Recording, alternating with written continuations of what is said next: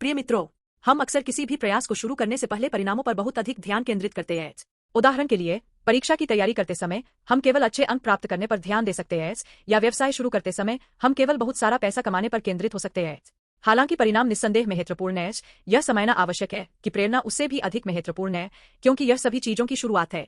यह विचार करना महत्वपूर्ण है कि हम कुछ करने का इरादा क्यों रखते हैं और उस इरादे का मूल क्या है। यदि हमारी प्रेरणा शुद्ध नहीं है, तो चाहे परिणाम कितना भी अच्छा क्यों न हो, यह अनिवार्य रूप से विकृत इच्छाओं और गलत दिशाओं की ओर ले जाएगा। 2 शमूएल 24:1 में राजा दाऊद ने पूरे इस्राएल की जनगणना का आदेश दिया। सतह पर जनगणना एक राष्ट्र को अच्छी तरह से प्रबंधित करने के लिए एक वैध कार्य प्रतीत हो सकता है, लेकिन दाऊद की जनगणना केवल लोगों को गिनने से आगे बढ़ गई। यह उनके दिल में मौजूद घमंड और भगवान पर भरोसा करने के बजाय अपनी शक्ति प्रदर्शित करने की इच्छा से उत्पन्न हुई थी। उनकी प्रेरणा घमंड और आत्मप्रशंसा थी। भगवान इससे प्रसन्न नहीं हुए और अंततः इसने इस्राएल पर बड़ा दुख लाया। हम एक ऐसी दुनिया में रहते हैं जो संख्याओं के प्रति जुनूनी है। Social media followers, bank balance, grade, नौकरी के शीर्षक।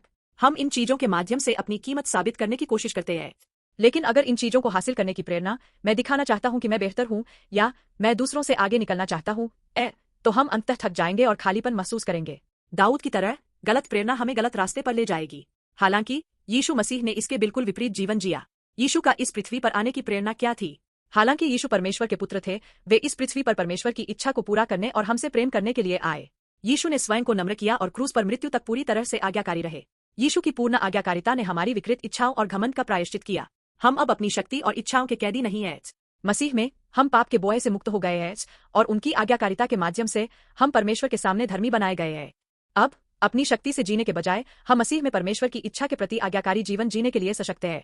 हमारा जीवन अब स्वयं को ऊंचाई उठाने के बारे में नहीं है, बल्कि यह मसीह के महिमा को प्रकट करने का एक माध्यम बन सकता है। मित्रों, क्यों न एक ऐसा जीवन शुरू करें जिसमें आप परिणामों के बजाय प्रेरणा पर ध्यान दें। जब हम अपने दिल का केंद्र परमेश्वर को समर्पित करते हैं और सभी चीजों को ऐसी प्रेरणाओं के साथ शुरू करते हैं जो उन्हें प्रसन्न करती है, तो हमारा जीवन वास्तव में प्रचुर हो जाएगा।